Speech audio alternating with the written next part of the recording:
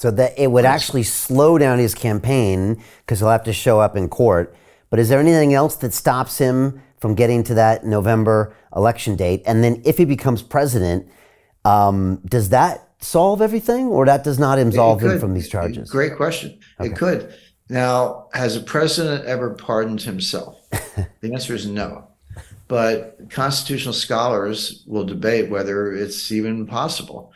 I'm a lawyer. I think it is possible. I don't see why, if the president can pardon everybody in the country of any crime whatsoever, why couldn't he pardon himself?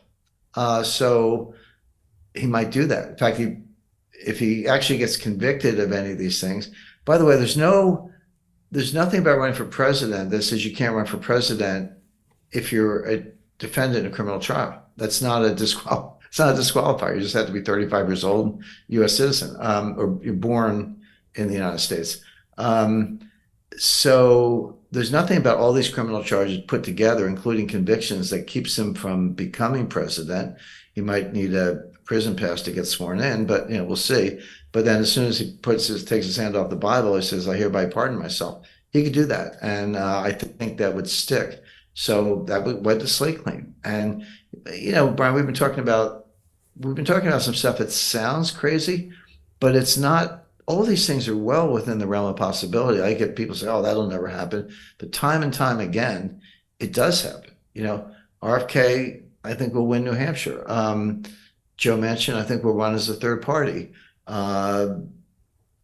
Will Trump be convicted? I would say on the merits, he shouldn't be. But now, you're into jury selection. That's a whole other science. But he might be. But that won't stop him from running. Would it even, far from deterring people, would it even generate some sympathy? Like, I'm kind of lukewarm on Trump, but man, I've never seen a guy who was more singled out and not prosecuted, but persecuted since Joseph Stalin. We used to take people down the basement and shoot them. So maybe I'll vote for the guy just because he deserves it. Something, I don't know. I know all the factors. It's hard to predict all the outcomes, but you can sort of set up a fan of probabilities, but they all look implausible. But one or more of them will play out. And the other one, not that you ever wish for this, but Biden could just die. I mean, he's an 80-year-old with the physique and condition of a 90-year-old. I know 80-year-old guys who are like 60. They're fit and sharp and nothing. Age is not a determinant. It's a factor, but it's not a determinant. So I know some pretty sharp 80-year-olds, but I also know Biden's an 80-year-old is more like a 90-year-old. He's had 2 aneurysms, and they did the surgery back at a time when you didn't have the microsurgeries and the techniques we have today. And a doctor 20 years ago would have said this guy's going to not age well for that reason. So we also saw the stumble at the Air Force Academy. I've said to people for a long time, I said, because Biden doesn't appear in public much, he can't really because he can't talk. But I said, if you see Biden on TV, hit the mute button. They call it MOS in Hollywood, without sound from the German directors, but watch it without sound. It's scarier than actually listening to the words because you see the frailty. That's what comes through. Right. Well, what struck me about the fall, that was sad. He couldn't get up.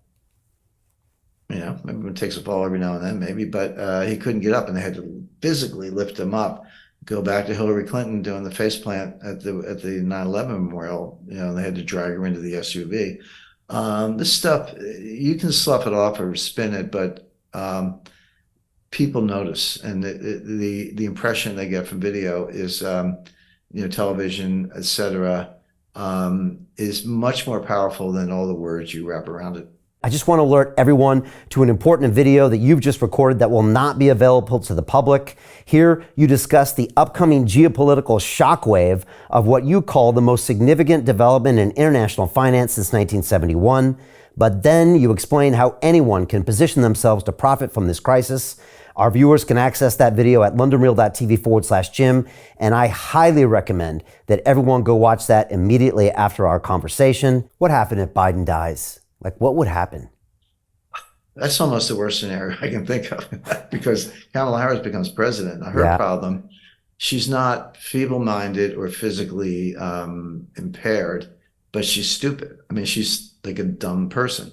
That's okay. Like I say, I'm all for, you don't have to have a 140 IQ. You don't have to have a 100 IQ. There are plenty of people with 90 IQs who are like great Americans, hardworking, great family people. Let's celebrate all of that. We all have different strengths and weaknesses. I'm not saying your character comes down to an IQ test. Quite the opposite. I mean, there's some of the best people you ever meet are just good everyday Americans, but she's not that bright, and so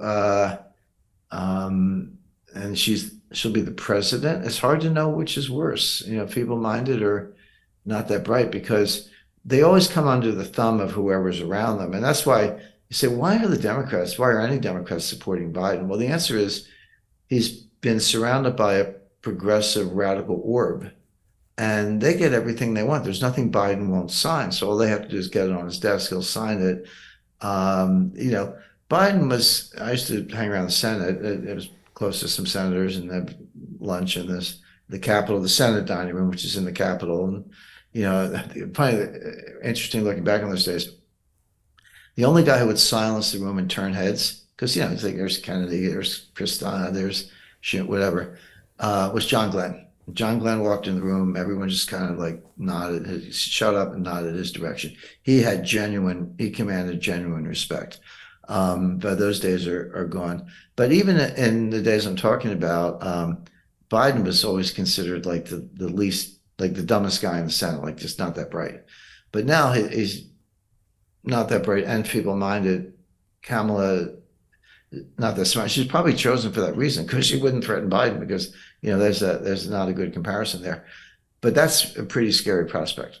Hey, it's Brian Rose, founder of the DeFi Academy. I've told you my 4-week crypto bootcamp is amazing, but don't take my word for it. This is what my students are saying. The DeFi Academy was an amazing experience for me. It took me totally out of my comfort zone. In this course, I was challenged, I was held accountable, and pushed to do things that honestly weren't always easy. It's been phenomenal, and I can't believe we're already up on our 4 weeks. It has flown by. Going through this DeFi accelerator by far was one of the best courses I've taken. You do this course, you really get into the nitty-gritty of the activities that will make you comfortable with decentralized finance. Thank you so much to Brian and everyone at London Real and the DeFi Academy for even putting together an amazing course like this. Anybody else that wants to do it, please sign up.